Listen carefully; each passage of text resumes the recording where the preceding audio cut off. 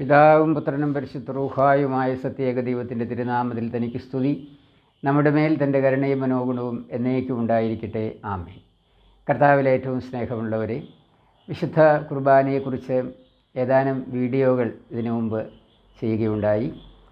അതിനുശേഷം വിശുദ്ധ കുർബാനയുടെ കൂടുതൽ വിവരങ്ങൾ ക്ലാസ് രൂപത്തിൽ എടുക്കാമോ, വീഡിയോ ചെയ്യാമോ എന്ന് പലരും ആവശ്യപ്പെട്ടതിൻ്റെ അടിസ്ഥാനത്തിലാണ് വിശുദ്ധ കുർബാനയുടെ വിശദാംശങ്ങൾ വളരെ ലളിതമായി വിവരിക്കുന്ന ഏതാനും വീഡിയോകൾ ചെയ്യാനായിട്ട് ആഗ്രഹിക്കുന്നത്. ആ കൂട്ടത്തിലുള്ള ഒന്നാമത്തെ വീഡിയോ ആണിത്. ഇന്ന് നമ്മൾ ചിന്തിക്കുന്നത് വിശുദ്ധ കുർബാനയെക്കുറിച്ചുള്ള 3 ചോദ്യങ്ങളും അവയ്ക്കുള്ള ഉത്തരങ്ങളുമാണ്. അതിലൊന്നാമത്തെ ചോദ്യം, വിശുദ്ധ കുർബാന എന്ന ബലി അർപ്പിക്കുന്നത് ആരാണ് എന്നതാണ്. ഒരു കൊച്ചു സമൂഹത്തിൽ ഈ ചോദ്യം ചോദിച്ചപ്പോൾ പല ഉത്തരങ്ങൾ ലഭിച്ചു. ആ ഉത്തരങ്ങൾ ഓരോന്നായിട്ട് നമുക്ക് പരിശോധിക്കാം. ഒരു വ്യക്തി പറഞ്ഞു, ഇതാ പുരോഹിതനാണ് ബലി അർപ്പിക്കുന്നത് എന്ന്. ആ ഉത്തരം ശരിയാണ്. പുരോഹിതനാണ് വിശുദ്ധ ബലി അർപ്പിക്കുന്നത്. മറ്റൊരു വ്യക്തി പറഞ്ഞു, വിശ്വാസ സമൂഹം മുഴുവനും ഒന്നുചേർന്നാണ് ബലി അർപ്പിക്കുന്നത് എന്ന്. ആ ഉത്തരവും ശരിയാണ്. മാമോദീസ സ്വീകരിച്ചവരെല്ലാം ബലിയർപ്പിക്കാൻ യോഗ്യതയുള്ളവരാണ്. അവരെ പ്രാകാരത്തിൽ നിന്നുകൊണ്ട് വിശുദ്ധ കുർബാന അർപ്പിക്കുന്നു, അല്ലെങ്കിൽ വിശുദ്ധ കുർബാനയാണ് ബലിയർപ്പിക്കുന്നു. വീണ്ടും മൂന്നാമത് നമുക്ക് കണ്ടെത്താൻ കഴിയുന്ന ഒരു ഉത്തരമാണ്, നമ്മുടെ കർത്താവും രക്ഷിതാവുമായ യേശുക്രിസ്തു തന്നെയാണ് ഈ ബലിയർപ്പിക്കുന്നത് എന്ന്. ബലിയർപ്പകൻ കർത്താവാണ്. അപ്പോൾ പിന്നെ പുരോഹിതൻ എന്താണ് ചെയ്യുന്നത്? കർത്താവിൻ്റെ പ്രതിപുരുഷനായി നിന്നുകൊണ്ട് വിശുദ്ധ കുർബാന എന്ന ബലിക്ക് ഇതാ പുരോഹിതൻ നേതൃത്വം കൊടുക്കുകയാണ് ചെയ്യുന്നത്. പ്രാകാരത്തിൽ നിൽക്കുന്ന വിശ്വാസ സമൂഹം പുരോഹിതനോടൊന്നു ചേർന്ന് ഈ ബലിയിൽ പങ്കെടുക്കുകയും ചെയ്യുന്നു. അപ്പോൾ ഈ ചോദ്യത്തിന് 3 ഉത്തരമുണ്ട്. കർത്താവിൻ്റെ രക്ഷിതാവുമായ യേശുക്രിസ്തുവാണ് ബലിയർപ്പകൻ. സഭയിൽ അഭിഷേകം ചെയ്യപ്പെട്ട കർത്താവിൻ്റെ പുരോഹിതനാണ് ബലിയർപ്പകൻ. പുരോഹിതനോട് ചേർന്ന് വിശ്വാസ സമൂഹം മുഴുവനും, അല്ലെങ്കിൽ സഭ ബലിയർപ്പിക്കുന്നു. അപ്പോൾ ഈ 3 ഉത്തരം നമുക്ക് ലഭിക്കുന്നുണ്ട്. ഇനി നമുക്ക് വേഗത്തിൽ രണ്ടാമത്തെ ചോദ്യത്തിലേക്ക് വരാം. എവിടെയാണ് വിശുദ്ധ കുർബാന എന്ന ബലി അർപ്പിക്കുന്നത്? അതിനും 3 ഉത്തരങ്ങൾ നമുക്ക് കണ്ടെത്താനായിട്ട് സാധിക്കും. ഇതാ വിശുദ്ധ കുർബാന എന്ന ബലി അർപ്പിക്കുന്നതിന് ഒരു മദ്ബഹ ആവശ്യമുണ്ട്. അതിൻ്റെ പ്രാകാരത്തിലാണ് വിശ്വാസികൾ നിൽക്കുന്നത്. അഴിക്കകം എന്ന് പറയുന്ന ഒരു വിശുദ്ധ സ്ഥലമുണ്ട്. ഇങ്ങനെ ദൈവാലയത്തിൻ്റെ അന്ത്യോക്യൻ പാരമ്പര്യത്തിലുള്ള സുറിയാനി സഭയുടെ ദേവാലയത്തിൻ്റെ ഘടന നമുക്ക് മനസ്സിലാക്കാൻ സാധിക്കും. അപ്രകാരം നിർമ്മിക്കപ്പെട്ട ഒരു ദേവാലയത്തിലാണ് സാധാരണഗതിയിൽ വിശുദ്ധ കുർബാന എന്ന ബലി അർപ്പിക്കുന്നത്. അതിനെ കുറച്ചുകൂടി വ്യക്തമായിട്ട് പറഞ്ഞാൽ, ഈ ഭൂമിയിൽ ആണ് ബലി അർപ്പിക്കുന്നത്, ഈ ലോകത്തിലാണ് ബലി അർപ്പിക്കുന്നത്. രണ്ടാമത് ഈ ചോദ്യത്തിൻ്റെ ഉത്തരം ഇതാ, ഈ ബലി നടക്കുന്നത് സ്വർഗത്തിലും കൂടിയാണ്. സ്വർഗീയ ആരാധന എന്ന വിശുദ്ധ കുർബാനയെക്കുറിച്ച് നമ്മൾ പറയാറുണ്ട്. സ്വർഗത്തിലാണ് ഈ ബലി നടക്കുന്നത്. അപ്പവീഞ്ഞുകളുടെ ഈ ബലി സ്വർഗത്തിൻ്റെ ആരാധനയാണ് എന്നതിന് ഉൽപ്പത്തി പുസ്തകം 14-ാം അധ്യായത്തിൽ തന്നെ നമുക്ക് തെളിവ് ലഭിക്കുന്നുണ്ട്. അവിടെ വിശ്വാസികളുടെ പിതാവായ അബ്രഹാം തൻ്റെ സഹോദരപുത്രനായ ലോത്തിനെ രക്ഷിക്കുവാൻ വേണ്ടി സൊദോം ഗൊമോറ എന്ന രാജ്യത്ത് വിമതന്മാരോട് യുദ്ധം ചെയ്ത് ലോത്തിനെയും ആൾക്കാരെയും അവൻ്റെ സ്വത്തുക്കളെയും എല്ലാം സംരക്ഷിച്ചുകൊണ്ട് വരുമ്പോൾ സ്വർഗത്തിൻ്റെ പുരോഹിതൻ പ്രത്യക്ഷനാവുകയും മൽക്കിസദേക്ക് എന്ന് പറയുന്ന ആദിയും അന്തവുമില്ലാത്ത യേശുക്രിസ്തുവിൻ്റെ തന്നെ മുൻകുറിയാണെന്ന് കരുതപ്പെടുന്ന മൽക്കിസദേക്ക് എന്ന പുരോഹിതൻ പ്രത്യക്ഷപ്പെട്ട് അബ്രഹാമിന് വേണ്ടി ബലിയർപ്പിക്കുകയും അവനെ അനുഗ്രഹിക്കുകയും ചെയ്യുന്നുണ്ട്. അപ്പോൾ മൽക്കിസദേക്ക് കരുതിയിരുന്ന ബലിവസ്തു അപ്പവും വീഞ്ഞുമാണ്. അതുകൊണ്ടാണ് ഇതാ വിശുദ്ധ കുർബാന എന്ന ബലി, ഈ അപ്പവീഞ്ഞുകളുടെ ശുശ്രൂഷ, ശരീരരക്തങ്ങളുടെ ആഘോഷം, അത് സ്വർഗത്തിൽ നടക്കുന്ന ഒരു ബലിയാണ് എന്ന്. അപ്പോൾ സ്വർഗത്തിലും ഭൂമിയിലും ഒരേ സമയം ബലി നടക്കുന്നുണ്ട്. നമ്മുടെ കർത്താവും രക്ഷിതാവുമായ യേശുക്രിസ്തു തൻ്റെ പരിശുശ്രൂഷയും പീഡാനുഭവവും ബലിയർപ്പണവും പൂർത്തിയാക്കി സ്വർഗത്തിലേക്ക് ആരോഹണം ചെയ്തത് പിതാവായ ദൈവത്തിൻ്റെ വലത്തുഭാഗത്തിരുന്നുകൊണ്ട് നമുക്ക് വേണ്ടി മാധ്യസ്ഥം യാചിക്കുന്നു എന്ന് നമുക്കറിയാം. അതെ, നമുക്ക് വേണ്ടി അവൻ ഈ ബലിയെ സമർപ്പിച്ചുകൊണ്ടിരിക്കുകയാണ്. തൻ്റെ ബലിയെ തന്നെ വീണ്ടും സമർപ്പിച്ചുകൊണ്ടിരിക്കുകയാണ്. അപ്പോൾ ഒരേ സമയം സ്വർഗത്തിലും ഭൂമിയിലും നടക്കുന്ന ഒരു ബലിയർപ്പണമാണ് വിശുദ്ധ കുർബാന. വീണ്ടും മൂന്നാമത്തെ ഉത്തരം, നമ്മൾ 2 ഉത്തരങ്ങൾ കണ്ടു. ഒന്ന്, ഈ ഭൂമിയിലാണ് ബലിയർപ്പണം നടക്കുന്നത്. 2, സ്വർഗത്തിലാണ് നടക്കുന്നത്. മൂന്നാമത്തെ ഉത്തരം, അതാണ് ഏറ്റവും പ്രധാനപ്പെട്ടത്, ബലിയർപ്പിക്കുന്ന വ്യക്തിയുടെ ആത്മാവിലാണ് ഈ ബലിയർപ്പണം നടക്കുന്നത്. ശുദ്ധമുള്ള യോഹന്നാൻ്റെ സുവിശേഷം 4-ാം അധ്യായത്തിൽ ശമരിക്കാരിയായ ഒരു സ്ത്രീ കിണറ്റിൻ്റെ കരയിൽ ഉച്ചസമയത്ത് വെള്ളം കോരാനായിട്ട് വരുമ്പോൾ കർത്താവ് ഈ സ്ത്രീയുമായിട്ട് ഇൻ്ററാക്റ്റ് ചെയ്യുന്നുണ്ട്. അപ്പോൾ ഈ സ്ത്രീ പറയുന്നുണ്ട്, ഇതാ ജെറുസലേമിലാണ് ഞങ്ങൾക്ക് ഒരു ദേവാലയമുള്ളത്, അവിടെയാണ് ഞങ്ങൾ ബലി അർപ്പിക്കുന്നത്, ആരാധിക്കുന്നത് എന്നെല്ലാം ഈ സ്ത്രീ പറയുന്നുണ്ട്.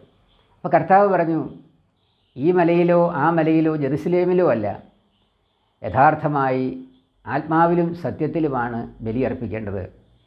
അപ്രകാരം ബലി അർപ്പിക്കുന്ന സമയം വന്നു കഴിഞ്ഞിരിക്കുന്നു, അതിപ്പോൾ തന്നെയുമാണ് എന്ന് ആ ശമരിക്കാരി സ്ത്രീയോട് വിശുദ്ധ കുർബാന എന്ന ആരാധനയെക്കുറിച്ച് മുൻകൂട്ടി പ്രവചിക്കുന്നുണ്ട് നമ്മുടെ കർത്താവ്. അവിടെ കർത്താവ് പറയുന്നത് സത്യത്തിലും ആത്മാവിലുമാണ് ബലിയർപ്പണം നടക്കുന്നതെന്നാണ്. എന്ന് പറഞ്ഞാൽ ബലി അർപ്പിക്കുന്ന ഒരു വ്യക്തിയുടെ ആത്മാവിലാണ് യഥാർത്ഥത്തിൽ ബലിയർപ്പണം പൂർത്തിയാകുന്നത്. അതേക്കുറിച്ച് നമ്മൾ വിശുദ്ധ കുർബാനയുടെ തുടർന്നുള്ള ക്ലാസ്സുകളിൽ അത് കൂടുതൽ വ്യക്തമാക്കാൻ സാധിക്കും. അത് കൂടുതൽ അറിഞ്ഞിരിക്കേണ്ട ഒരു വിഷയവുമാണ്. അപ്പം ആത്മാവിലാണ് ബലിയർപ്പണം നടക്കുന്നത്. അതുകൊണ്ട് ബലിപീഠത്തെ ചുംബിച്ചുകൊണ്ട് പുരോഹിതൻ അവസാനമായി നടത്തുന്ന സമാപന പ്രാർത്ഥന, 3 പ്രാർത്ഥനകളുണ്ട്. അതിൽ ഒടുവിലത്തെ പ്രാർത്ഥന ഇതാണ്, ഈ ബലിപീഠത്തെക്കുറിച്ചുള്ള സ്മരണ എന്നിൽ നിന്ന് മാഞ്ഞു പോകാതിരിക്കണമേ എന്ന്. അപ്പോൾ ബലിപീഠത്തിൽ അർപ്പിക്കുന്ന ബലിയുടെ തുടർച്ച അത് ബലിയർപ്പകൻ്റെ ആത്മാവിൽ ഒരടയാളമായി കിടക്കുന്നുണ്ട്. വിശുദ്ധ കുർബാന എന്ന ബലിയുടെ മുദ്ര അത് അടുത്ത വിശുദ്ധ കുർബാന വരേക്കും നിലനിൽക്കാൻ യോഗ്യതയുള്ളതാണ്. അങ്ങനെ ആത്മാവിൽ വിശുദ്ധ കുർബാന മുദ്ര പേറിക്കൊണ്ടാണ് ഒരു ബലിയർപ്പകൻ ദേവാലയത്തെ വിട്ടുപോകുന്നത്. അപ്പോൾ ആത്മാവിൽ ഈ ബലിയർപ്പണം തുടർന്നുകൊണ്ടേയിരിക്കുന്നു. അപ്പോൾ 3 ഉത്തരം നമ്മൾ കണ്ടെത്തുകയുണ്ടായി.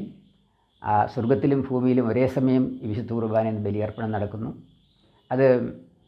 അതുപോലെ തന്നെ ബലിയർപ്പകൻ്റെ ആത്മാവിൽ ഈ ബലിയർപ്പണം നടക്കുന്നു. അതുകൊണ്ട് ആത്മാവിൻ്റെ ഒരു ശുശ്രൂഷയാണിത്. ആത്മാവിലാണ് യഥാർത്ഥമായി കുർബാന ബലിയർപ്പണം നടക്കേണ്ടത്. ഇനി നമ്മൾ 3-ാമത്തെ ചോദ്യത്തിലേക്ക് വരികയാണ്. എന്താണ് വിശുദ്ധ കുർബാന എന്ന ബലിയുടെ ബലിവസ്തു എന്ന് പറയുന്നത്? ഇതിന് നമുക്ക് 3 ഉത്തരം കണ്ടെത്താൻ കഴിയും. ഒരാൾ പറയുകയാണ്, ഇതാ അവിടെ കാഴ്ച അർപ്പിക്കപ്പെടുന്ന അപ്പവും വീഞ്ഞും അത് കർത്താവിൻ്റെ ശരീരവും രക്തവുമായി മാറുന്നുണ്ട്, ഈ ശരീരരക്തങ്ങളാണ് ബലിവസ്തു എന്ന്. ശരിയായ ഉത്തരമാണ്. 2-ാമത്തെ ഉത്തരം നമുക്ക് കണ്ടെത്താൻ കഴിയുന്നത്, ഇതാ ബലി അർപ്പിക്കുന്ന ഓരോ വ്യക്തിയും അത് ബലിയർപ്പകനായ ബലിവസ്തുവായിട്ട് മാറുന്നുണ്ട്. നമ്മൾ വിശുദ്ധ കുർബാനയെ സംബന്ധിക്കുമ്പോൾ നമ്മൾ തന്നെയാണ് ബലിവസ്തു. കുർബാന സംബന്ധിക്കുന്ന ഓരോരുത്തരും ബലിവസ്തുക്കളാണ്. അതുപോലെ തന്നെ 3-ാമത്തെ ഉത്തരമാണ്, നമ്മുടെ കർത്താവും രക്ഷിതാവുമായ യേശുക്രിസ്തുവാണ് ബലിവസ്തു.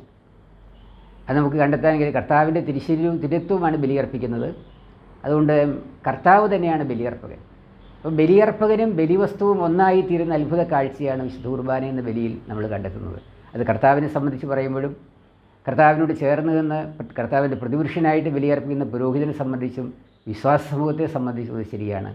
ബലിയർപ്പകനും ബലിവസ്തുവും ഒന്ന് തന്നെയാകുന്ന അത്ഭുത കാഴ്ച. പഴയ നിയമ ബലിയിൽ നമുക്കറിയാം, പുരോഹിതൻ ബലിയർപ്പിക്കുന്നു. ബലിവസ്തു ഒരു കുഞ്ഞാടാണ്, അല്ലെങ്കിൽ ഒരു ചെങ്ങാലിയാണ്, അല്ലെങ്കിൽ മറ്റേതെങ്കിലും തരത്തിലുള്ള മൃഗങ്ങളാണ് ബലിയർപ്പിക്കുന്നത്. മൂകജന്തുക്കളുടെ ബലിയാണ് അർപ്പിച്ചിരുന്നത്. എന്നാൽ ഇവിടെ ബലിയർപ്പകനും ബലിവസ്തുവും ഒന്ന് തന്നെയായിത്തീരുന്നു. വിശുദ്ധ കുർബാന എന്ന ബലി അർപ്പിക്കാനായിട്ട് പോകുന്ന ബലിയർപ്പകൻ അത് കർത്താവ് യേശുക്രിസ്തുവുണ്ട്, പുരോഹിതനുണ്ട്, വിശ്വാസമുഖമുണ്ട്. ഈ 3 ബലിയർപ്പകരും ബലിവസ്തുവായിട്ട് രൂപാന്തരപ്പെടുന്നുണ്ട്. അപ്പോൾ മാത്രമേ ആ ബലി പൂർത്തിയാകുന്നുള്ളൂ.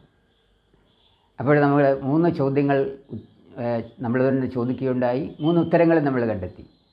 1-ാമത്തെ ചോദ്യം ഇതായിരുന്നു, ഇതാ വിശുദ്ധ കുർബാന എന്ന ബലി എവിടെയാണ് നടക്കുന്നത്?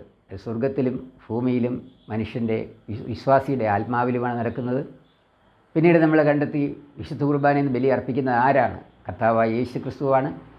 കർത്താവിൻ്റെ പ്രതിപുരുഷനായ പുരോഹിതനാണ്. ബലിയിൽ പങ്കെടുക്കുന്ന വിശ്വാസമുഖം മുഴുവനുമാണ്. 3-ാമത്തെ ചോദ്യം, ബലിവസ്തു ഏതാണ്? കർത്താവായ യേശുക്രിസ്തു ബലിവസ്തുവാണ്. തൻ്റെ തിരുശരീരക്തങ്ങൾ അപ്പവും വീഞ്ഞുമായിട്ട് സമർപ്പിക്കുമ്പോൾ അത് ബലിവസ്തുവാണ്. വിശ്വാസികൾ സമൂഹവും പുരോഹിതനും ബലിയർപ്പിക്കുന്ന പുരോഹിതനും ബലിവസ്തുക്കളായിട്ട് മാറുന്നുണ്ട്. ഇങ്ങനെ 3 ഉത്തരങ്ങളും 3 ചോദ്യങ്ങൾക്ക്, ഓരോ ചോദ്യങ്ങൾക്ക് 3 ഉത്തരങ്ങൾ വീതം നമ്മൾ കണ്ടെത്തുകയുണ്ടായി. വിശുദ്ധ കുർബാനയെക്കുറിച്ചുള്ള ഒരു ആമുഖം മാത്രമാണ് നമ്മളിന്ന് ചിന്തിച്ചത്.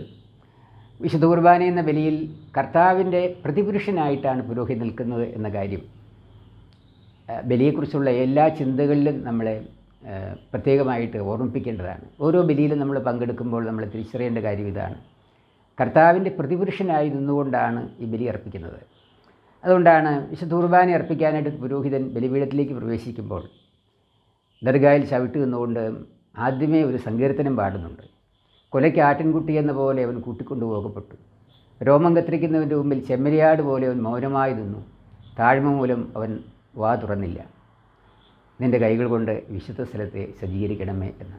അപ്പോൾ കർത്താവാണ് ഈ ബലിവസ്തുവിനെ ഒരുക്കുന്നത്. ബലിപീഠം ഒരുക്കുന്ന ഇടം മുതൽ, ശുശ്രൂഷ ആരംഭിക്കുന്ന സമയം മുതൽ, ഒരുക്ക ശുശ്രൂഷ വിശുദ്ധ ദൈവാലയത്തിൽ ബലിയുടെ ഒരുക്കം ആരംഭിക്കുമ്പോൾ തന്നെ ഈ സങ്കീർത്തനം ആലപിക്കുന്നുണ്ട്. ആ സങ്കീർത്തനത്തിൽ പറയാണ്, കർത്താവ് അവിടുത്തെ കൈകൾ കൊണ്ട് വിശുദ്ധ സ്ഥലത്തെ സജ്ജീകരിക്കണമെന്ന്. അപ്പോൾ കർത്താവിൻ്റെ കൈകളുടെ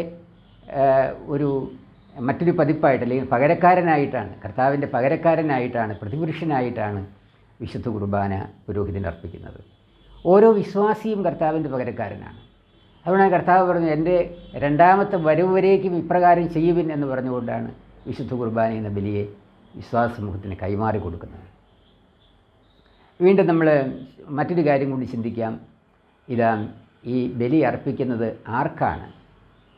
അത് പിതാവായ ദൈവത്തിന് അർപ്പിക്കുന്ന ബലിയാണ്. യേശുക്രിസ്തുവാകുന്ന പുത്രൻ തമ്പുരാൻ മുഖേനയാണ് ആ ബലി അർപ്പിക്കുന്നത്. വീണ്ടും നമുക്ക് കാണാൻ കഴിയും, പരിശുദ്ധാത്മാവിൻ്റെ ശക്തി കൊണ്ടാണ് വിശുദ്ധ കുർബാന എന്ന ബലി അർപ്പിക്കുന്നത്. അപ്പോൾ വിശുദ്ധാത്മാവിൻ്റെ ആവാസമില്ല എങ്കിൽ ബലിയർപ്പണം പൂർത്തിയാകുന്നില്ല, അത് ബലിയായി മാറുന്നില്ല. അതുകൊണ്ടാണ് കർത്താവിൻ്റെ രക്ഷിതാവുമായ യേശുക്രിസ്തു വിശുദ്ധ കുർബാന എന്ന ആരാധനയെ തൻ്റെ പരിശുശ്രൂഷ സമയത്ത് സ്ഥാപിച്ചുവെങ്കിലും ആ ബലിയർപ്പണം ശിഷ്യന്മാർ നിർവഹിച്ചത് പെന്തക്കോസ്ത് പെരുന്നാളിന് ശേഷമാണ്. അപ്പോഴാണ് ആത്മാവ് അവരുടെ മേൽ ആവസിച്ചത്. പരിശുദ്ധാത്മാവ് നിങ്ങളുടെ മേൽ വരും, നിങ്ങൾ ശക്തി പ്രാപിക്കും.